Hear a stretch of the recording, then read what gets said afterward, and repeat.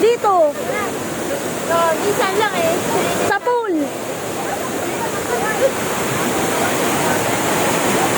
Ayan na yung mga itik. Mga batang bisyo. Ay!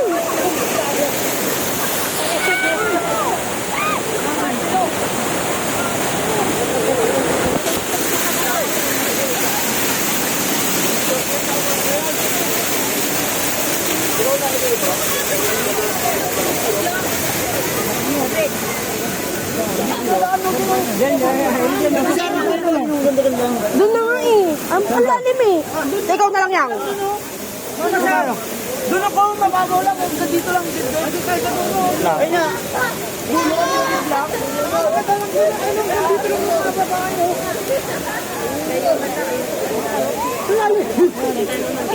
Five feet?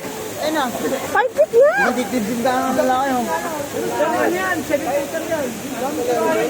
Diyan. Ano yun? Nandiyan yan eh.